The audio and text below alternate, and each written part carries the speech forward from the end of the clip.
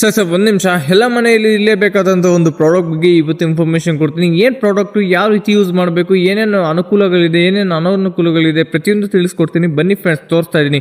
ಪ್ರತಿಯೊಬ್ಬ ಮನೆಯಲ್ಲಿ ಇಂಥ ಲೈಟಿಂಗ್ ಮಿರರ್ ಇರಲೇಬೇಕು ಫ್ರೆಂಡ್ಸ್. ಮಿರರ್ ಮಾತ್ರ ಎಕ್ಸಲೆಂಟ್ ಇದೆ, ನೋಡ್ಕೋಬೋದು ಯಾವ ರೀತಿ ಇದೆ ಅಂತ. ಕ್ವಾಲಿಟಿ ಕೂಡ ಅದೇ ರೀತಿ ಸಖತ್ತಾಗಿದೆ ಫ್ರೆಂಡ್ಸ್, ನೋಡ್ಕೋಬೋದು. ಇದಕ್ಕೆ ವೈರ್ ಕೂಡ ಕೊಟ್ಟಿದ್ದಾರೆ, ಯಾಕಂದರೆ ಇದನ್ನು ಇದು ಸುತ್ತೂರಿ ಬಾರ್ಡರ್ ಕೊಟ್ಟಿದ್ದಾರೆ ನೋಡಿ, ಅದಕ್ಕೆಲ್ಲ ಲೈಟಿಂಗ್ ಎಲ್ಲ ಬರುತ್ತೆ ಫ್ರೆಂಡ್ಸ್. ಇದಕ್ಕೆ ವೈರ್ ಕೂಡ ಕೊಟ್ಟಿದ್ದಾರೆ, ನೋಡ್ಕೋಬೋದು. ವೈರ್ನ ಇನ್ಸರ್ಟ್ ಮಾಡ್ತಾ ಇದ್ದೀನಿ, ಪ್ಲಗ್ಗಲ್ಲಿ ಇನ್ಸರ್ಟ್ ಮಾಡಿಬಿಟ್ಟು ಸ್ವಿಚ್ ಆನ್ ಮಾಡಿದ್ದೀನಿ, ನೋಡ್ಕೋಬೋದು. ಮಧ್ಯದಲ್ಲಿ ಟಚ್ ರೀತಿ ಕೊಟ್ಟಿದೆ, ಇದು ಟಚ್ ಆಗಿದೆ ಫ್ರೆಂಡ್ಸ್.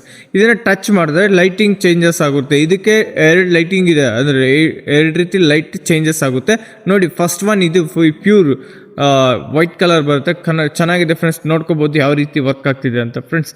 ಇನ್ನು ಆನ್ ಆ್ಯಂಡ್ ಆಫ್ ಕೂಡ ಇದರಲ್ಲೇ ಮಾಡ್ಕೋಬೋದು. ನೈಟ್ ಟೈಮ್ ಕೂಡ ಚೆನ್ನಾಗಿ ಗ್ಲೋ ಆಗುತ್ತೆ, ಆರಾಮಾಗಿ ಯೂಸ್ ಮಾಡ್ಬೋದು. ಪ್ರತಿಯೊಬ್ಬ ಮನೆಯಲ್ಲಿ ಇಂಥ